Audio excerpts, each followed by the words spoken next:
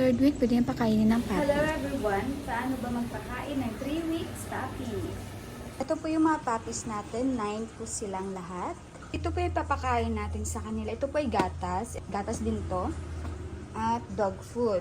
Meron din kaming dog food dito. Dito Royal Canin.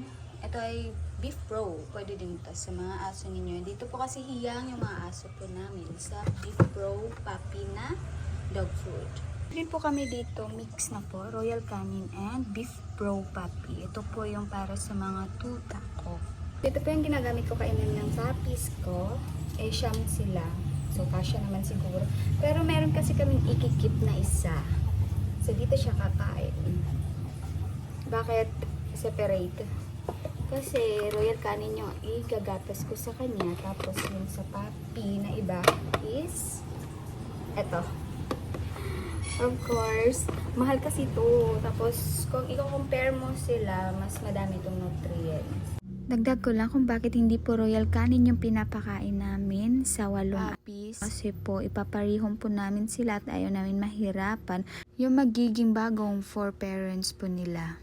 Ito yung separate po yung sponge ng pang-aso at sponge din ng sa amin. Hirap naman kung ihalo natin.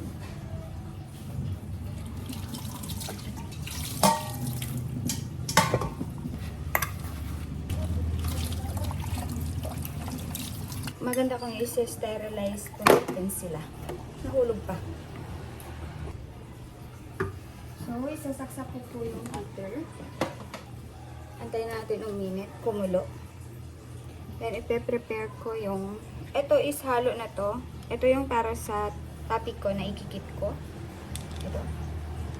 Halo na to ng Royal Canin and Beef Pro puppy na dog food. Siya ilalagay.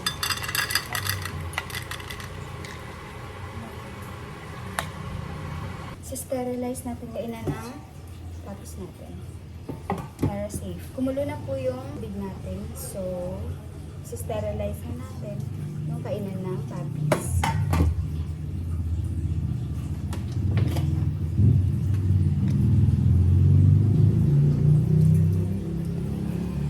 Ito pala is double purpose. Ito is magagamit nyo tong tubig, mainit na tubig, pag palambot ng dog food.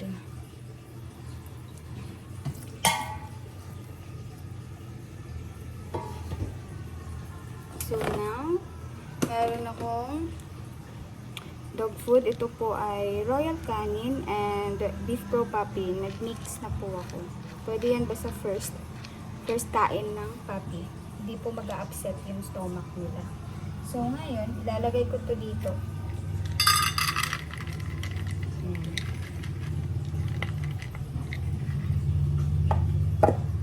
At dito naman, dun sa 8 puppies. Ito kasi siyam sila. Dito ko papakainin yung ikikip namin na puppy. So, kukuha lang ako ng dog food. So, ito na po yun. Konti lang muna kasi first, kain nila ng solid food. So, konti lang muna yung ilalagay natin. So, ngayon, ito po is gatas dito sa 8 puppy. At dito sa isang puppy. Ito po yung ikagatas natin. Ito. So, tuturuan ko kayo paano mag-timpla nito.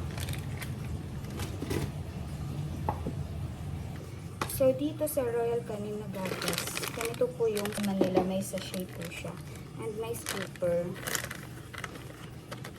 Isang scoop. Tapos, nagkuha na din ako ng tubig na hindi mainit. Yung katamtaman lang. Pero, dapat, kailangan natin to palambutin. So, meaning, lalagyan natin ng mainit na tubig.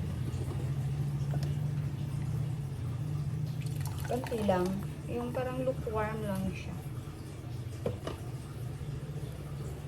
Yeah. Tapos, lalagyan natin yung isang 1 scoop na gatas. Royal Canin gatas.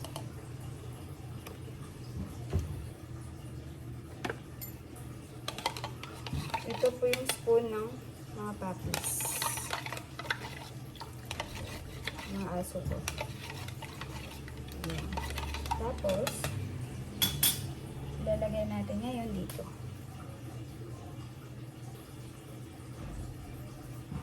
Tama lang na malulubog siya. Ayan. Ihalo natin yung gatas na naiwan sa baso kapag malambot na yung dog food at nadurog na. Tapos, ito. Dahil galing to sa ref, lalagyan natin siya ng konting mainit na tubig. Konti lang talaga. Kasi po, bawal po kasing ilublob yung dog food sa mainit na tubig dahil mawawala yung nutrients ng dog food. Kaya dapat lukewarm lang. So, ito.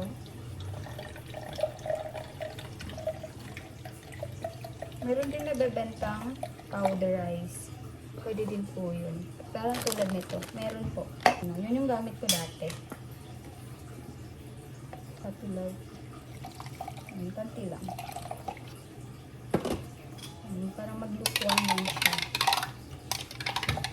Para mabilis yung paglambot ng dog food natin. Here. Lalagay lang.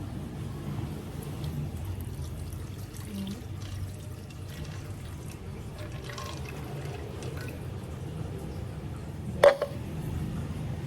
Nakita niyo ng ayos. Ayan. Ganyan po siya. So, ibababad po natin to. Babalikan po natin to sila hanggang sa lumambot at dudurugin natin mamaya.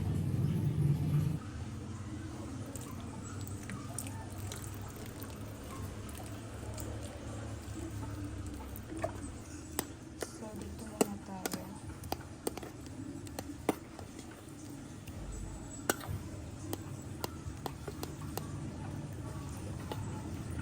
Dapat ganito. Ito yung makain nila. Pwede rin naman kung magbababad kayo, yung lukewarm water lang muna. Bago nyo lagyan ng gatas, pwede din ganon. Pero di aksaya sa gatas. Kung nagtitipid kayo, pwede naman ganon.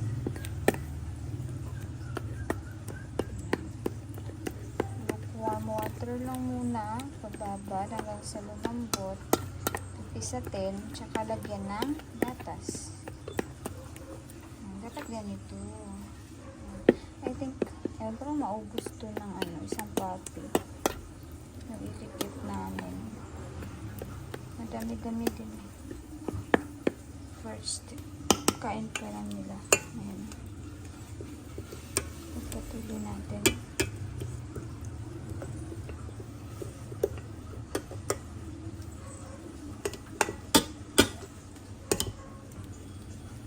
Tsagaan lang. Pero kung may food processor naman kayo, pwede nyo itong i-mix doon. I mean, pwede nyo durugin doon. Gamit ang food processor. Pero kung wala, mano-mano tayo. Sige, durugin ko muna lang maayos. Balikan ko kayo. Ganito nakadurog. Oh my God. Tara! Biglang laki, diba? Actually, hindi na po na-videoan yung pagpakain sa kanila. Kasi tulog ba sila after ko mag-prepare. Tapos yung bantay na nagpakain din. Ito po pala is kuha ko nung first litter ni poodle namin. Yan. 6 din po yan sila. Ngayong second litter niya is 9 puppies. O, diba? Ang dami niyang babies na binigay niya sa amin. Sobrang cute. Kaya yung next upload po namin ay yung pag-deworm ng mga puppies. At kung paano kami mag-prepare ng pagkain ng mama dog po nila. At yung pagpanganak po ng mama dog nila na 12 midnight nanganak. Oh my God. Nanganak lang naman siya sa sofa at kuha yun ng CCTV namin sa loob ng bahay. Hindi po siya na-check agad. 12 midnight siyang nanganak and 8 AM siya na-check. As in, sobrang kawawa. Kaya abangan ang next upload.